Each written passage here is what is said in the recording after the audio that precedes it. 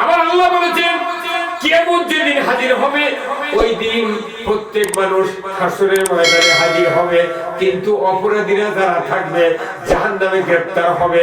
ইল্লা আসহাবাল ইয়ামিন, আল্লাহর সিংহাসনের ডান পাশে যারা থাকবে তারা সবাই জান্নাতি, বাম পাশের গুলা জাহান্নামী।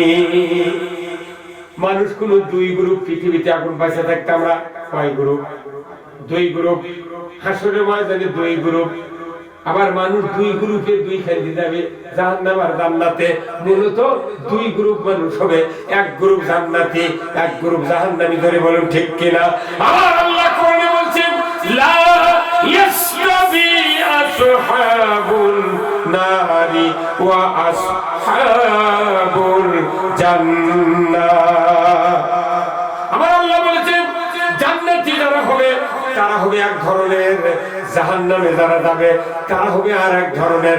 জান্নাতীদের ওঠা বসা চলাফেরা, তাদের তাহজিব তামাদ্দুন, কৃষ্টি কালচার, তাদের অর্থনীতি, সমাজনীতি, রাজনীতি, জীবনের সকল ক্ষেত্রে কর্মকাণ্ড হবে জান্নাতীদের মতো।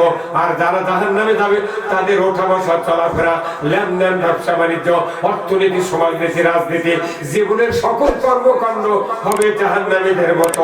অতএব দুনিয়াতে মানুষ দুই গ্রুপে থাকবে, এক গ্রুপ জাহান্নামী, এক গ্রুপ জান্নাতি। জোরে বলুন ঠিক কিনা? বাংলাদেশের মানুষ RFL group, Nasir group, Bashundhara group, Akij group বোঝে কি বোঝে না?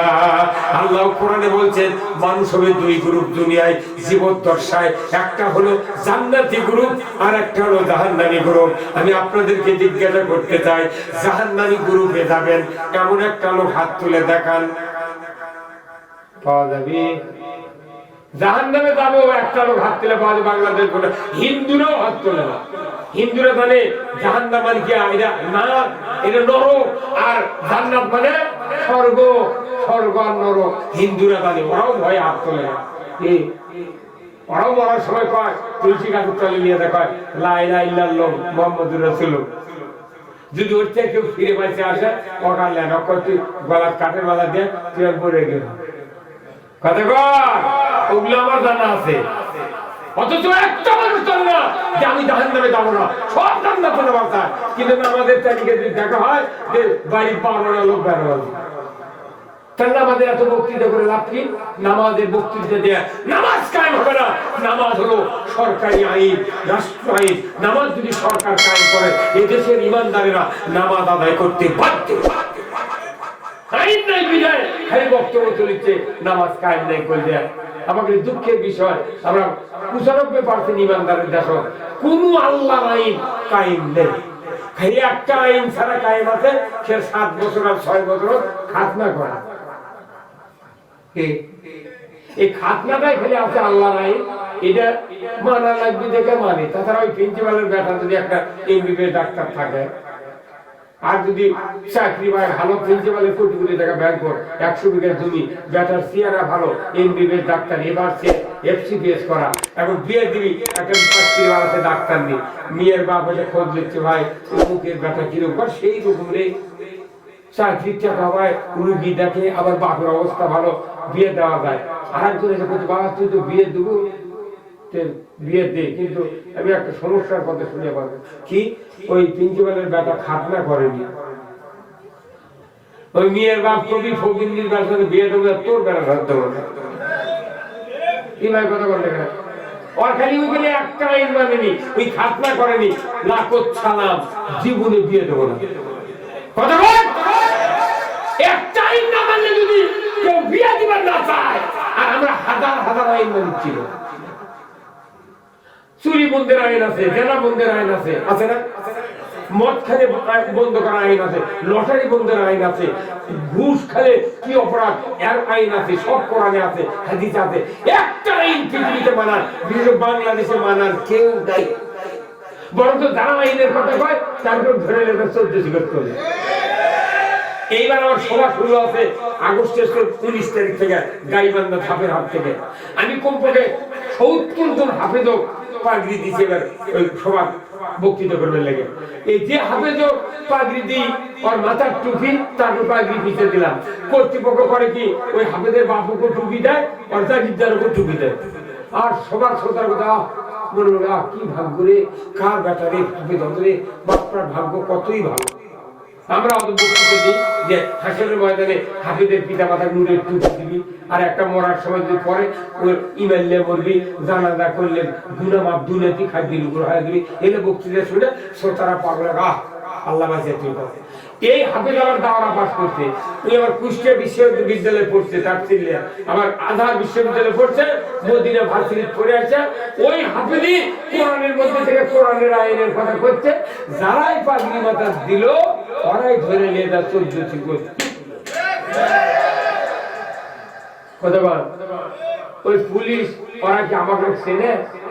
পাইতি না, তারা আমাকে নাম লিখে দেয়, লিখি ধর।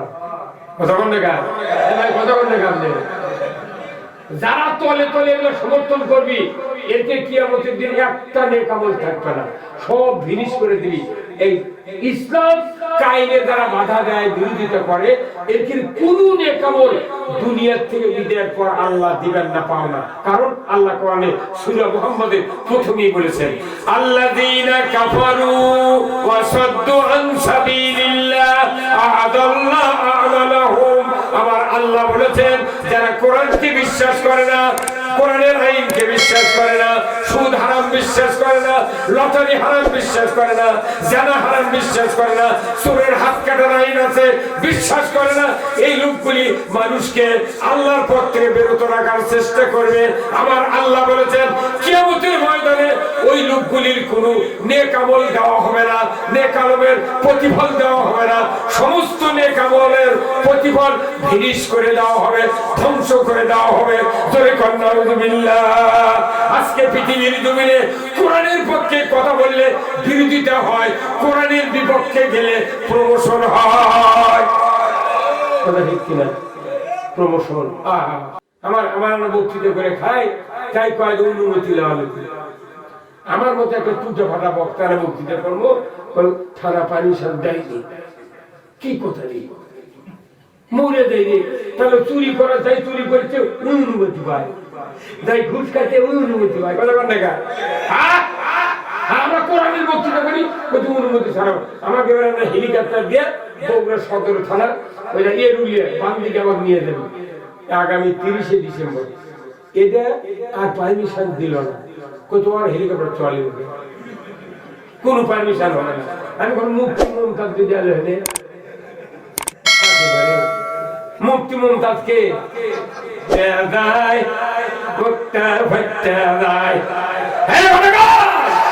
গান আমিও জানি, গান আমিও জানি, কিন্তু দুঃখ লাগে আজকে কোরআনের পক্ষে কথা বলতে গিয়ে 13টা মামলা খালি।